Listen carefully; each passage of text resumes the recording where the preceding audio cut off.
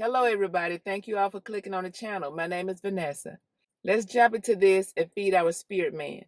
You all help me to chew on containing the tongue.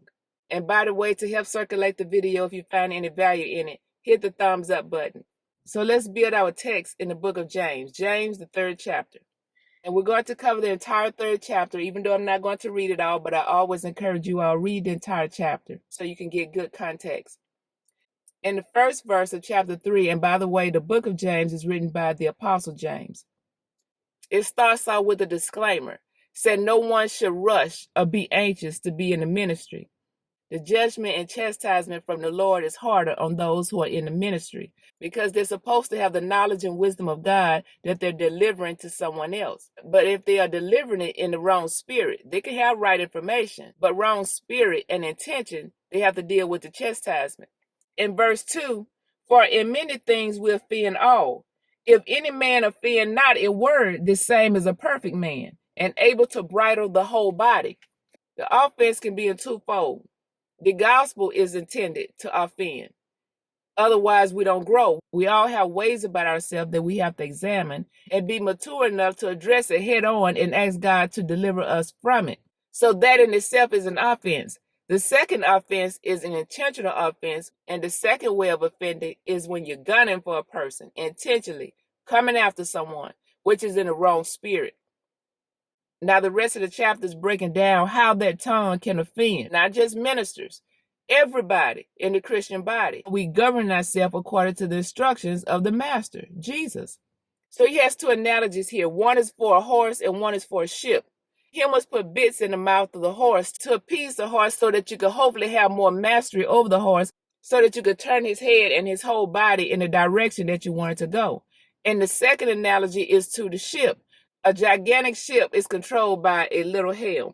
Not a human. This little member in our mouth can control so many things. And preferably, we want to use it for good things, for instructions, for building up, for advising, for know-how, for encouragement, for instructions, and even for correction. But correction in the right way.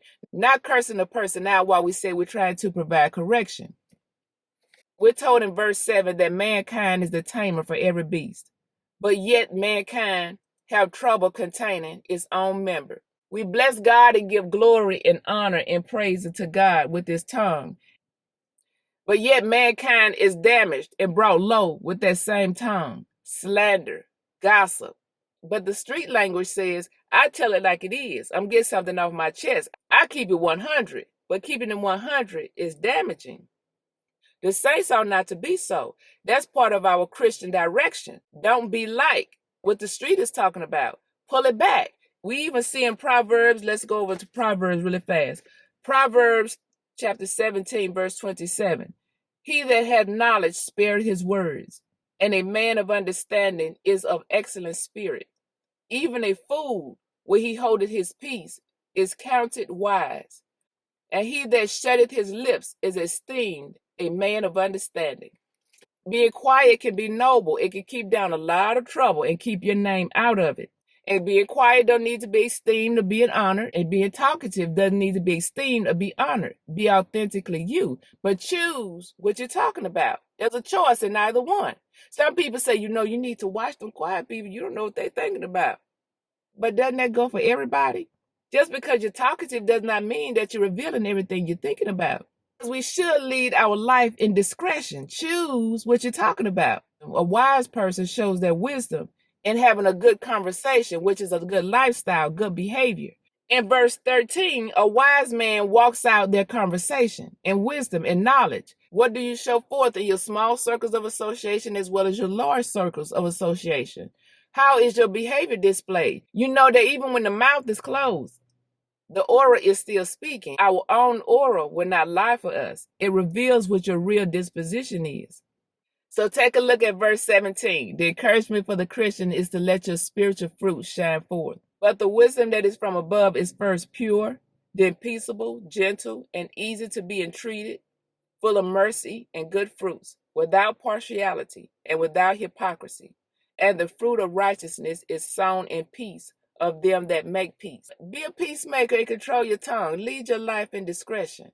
You all, thank you for stopping by and chewing on this word with me. I hope I presented something that was encouraging and something that you can ponder. And you all come back to visit, okay? Take care. Bye-bye.